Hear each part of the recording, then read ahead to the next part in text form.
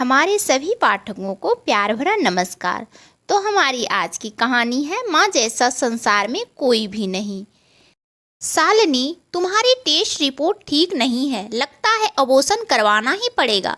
क्या कह रही हो डॉक्टर अनीता? माँ होकर क्या मैं हत्यारिन बनूं? इसमें हत्या जैसी कोई बात नहीं है। तुम्हारे रोग का इलाज जरूरी है। अच्छी तरह सोच लो। सोच लिया है। मैं ऐसी कोई दवा नहीं लूंगी जिससे गर्भ में पल रहे शिशु के विकास में बाधा आए। तुम समझती क्यों नहीं शालिनी? बहुत देर से मौन बैठे राज भी अब उत्तेजित हो गए थे। सब समझती हूँ मैं, मुझे कैंसर है। इस रोग के लिए दी जाने वाली दवाएं और रेडियोथेरेपी गर्भस्थ शिशु के लिए सुरक्षित नहीं है, लेकिन आप लोग अपना निर्णय मुझ पर मत थोपिए। घर आकर शालिनी ने कहा, कल मम्मी पापा आ रहे हैं। ठीक है, मैं ऊपर के दोनों कमरों की सफाई करवा देता हूँ। राज बोले। अगले दिन ठीक समय पर शालिनी के माता पिता आ गए। बेटी को स्वस्थ प्रसन्न देखकर उन्हें अच्छा लगा। शालिनी और राज ने कुछ नहीं बताया था, किंतु 2 दिन बाद डॉक्टर अनीता से उनकी मुलाकात हो गई। शालिनी के कैंसर की जानकारी उन्हें डॉक्टर से मिली तो उनकी आंखों के आगे तो मानो अंधेरा ही छा गया। कैसी हो माँ?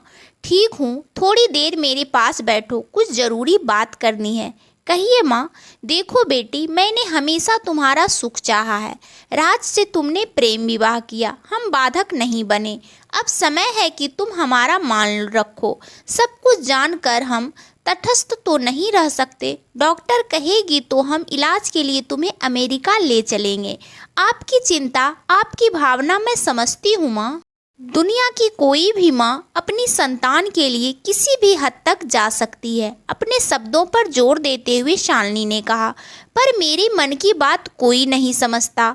मैं खुद भी मरना नहीं चाहती, जीना चाहती हूँ माँ। इतना कहने के साथ ही शालिनी की आंखें बरसने लगी थी। गर्भ में पल रहे शिशु का एहसास पाकर मैं निहाल हूँ। मेरे बच्चे को संसार में आने दीजिए। वैसे भी एक न एक दिन तो मरना ही है, फिर इतना बवाल क्यों? डॉक्टर अनीता तुम्हारी दोस्त है, उसी ही सलाह तो तुम मानोगी ही। नहीं माँ, इस मामले में मैं अपनी आत्मा की आवाज़ सुनूंगी और उसे ही मानूंगी। खुले माहौल में पली बड़ी शालिनी के पास स्वयं के अनेक तर्क थे। माता पिता उसका मन नहीं बदल पाए। वे हताश निराश लौट गए। उनके जाने के बाद शालिनी की स्थिति देखकर डॉक्टर अनीता ने एक नर्स का प्रबंध कर दिया था, परंतु राज इतने से संतुष्ट नहीं थे।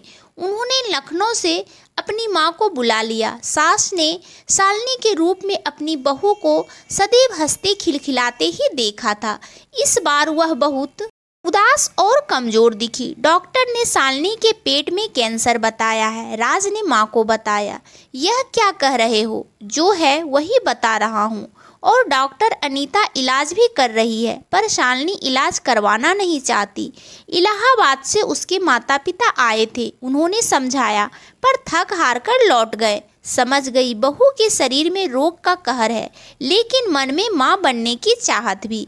बेटा तू चिंता मत कर, मैं समझाऊंगी उसे। मेरी बात वह नहीं टालेगी। सास ने भी शालिनी को सब तरह से समझाया। माता पिता का हवाला देकर उसका मन बदलना चाहा, पर वह नहीं मानी।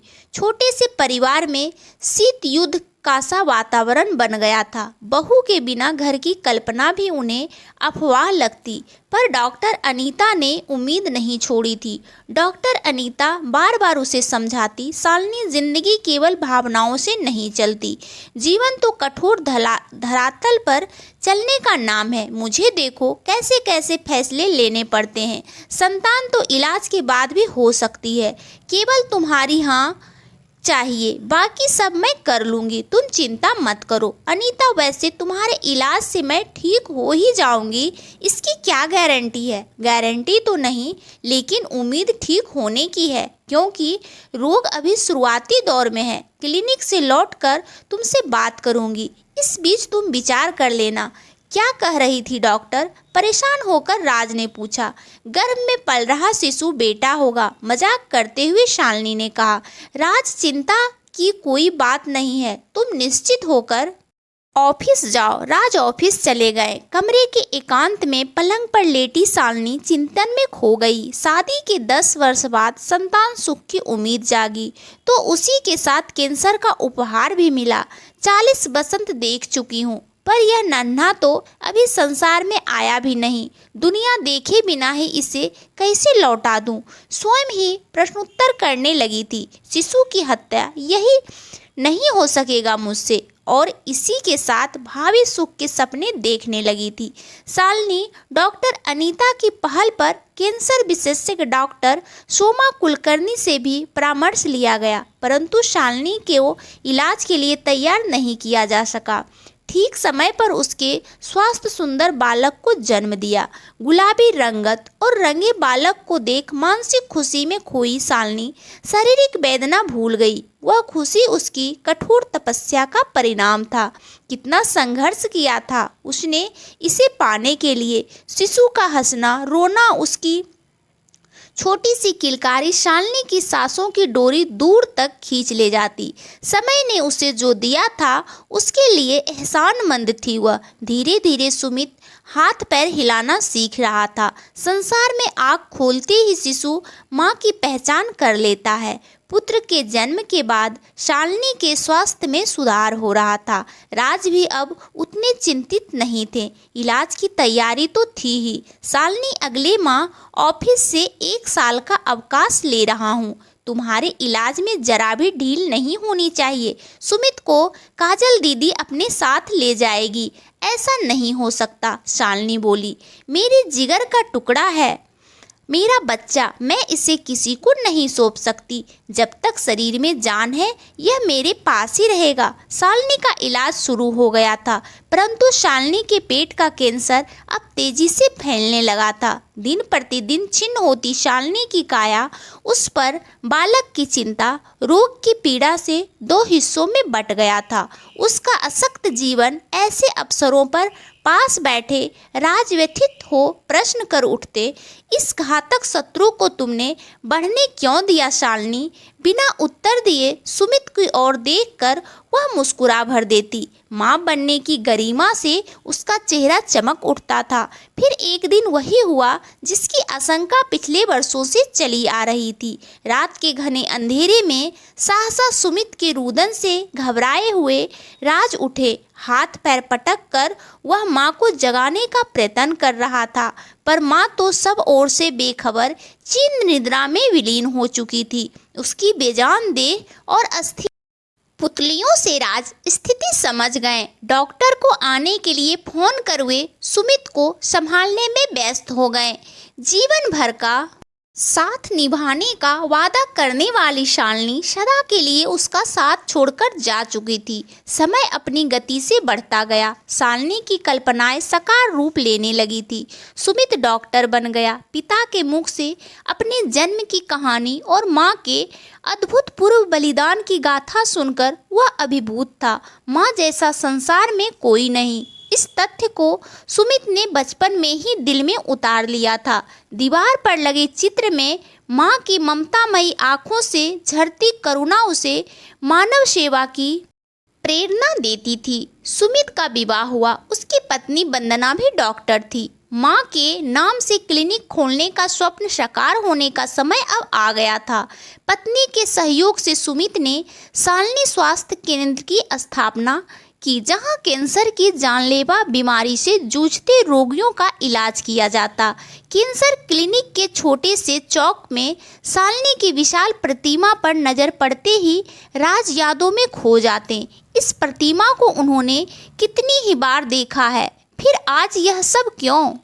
बेचैन मन 25 वर्ष पुराने पन्ने पलटने लगा था। कितनी जीजीविषा सी शालिनी में उसका व्यक्तित्व, घर परिवार, ऑफिस सभी पर छाया था। विवाह के 10 वर्ष 10 पलों में तहत बीत गए थे। डॉक्टर वंदना को चिकित्सा के क्षेत्र में कार्य करते हुए दुखद और सुखद अनेक अनुभव हो रहे थे। कैंसर की आशंका से बिलखती युवती को जब उसने पेट में गांठ न होकर शिशु होने की सूचना दी तो प्रसन्नता से कैसे खिल उठा था उसका मुरझाया चेहरा। पिछले 2 दिनों से डॉक्टर अनीता कानपुर से आई युवती की टेस्ट रिपोर्ट देख रही थी।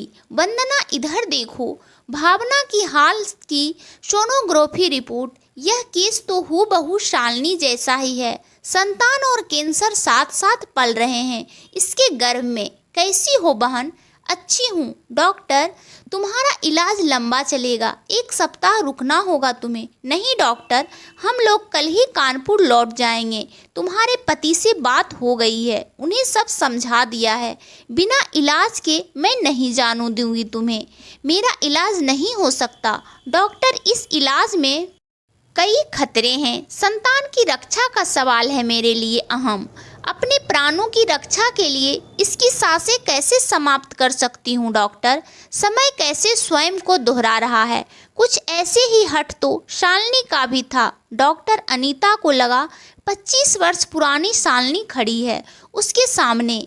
ममता संवेदना के ताने बाने से बने माँ के अस्तित्व को हरा सके ऐसी शक्ति कहाँ से लाए वह? इस युवती का भी मन वह नहीं बदल पाएगी। उसे ऐसा लगने लगा कहीं पढ़ा था माँ पिता से भी 1000 गुना महान होती है। अपने प्रोफेशन में पग पग पर यही अनुभव हो रहा था उसे। भावना पति के साथ लौट गई। शालिनी की विशाल प्रतिमा की ओर देखते हुए डॉक्टर अनीता सोच रही थी कि नारी की अंतर की संवेदना कितनी गहन है। मानवता की वास्तविक पूंजी यह ममता ही तो है। माँ तो बस माँ है। शालिनी की प्रतिमा को नमन कर वह मुस्कुरा दी। तो दोस्तों, आपको यह कहानी कैसी लगी हमें कमेंट करके ज़रूर बताएं। और कहानी अच्छी लगे तो इस कहानी को लाइक करें और इस चैनल को सब्सक्राइब करें। और आप सब अपने जीवन में बहुत खुश रहें, यही भगवान से प्रार्थना है। धन्यवाद दोस्तों।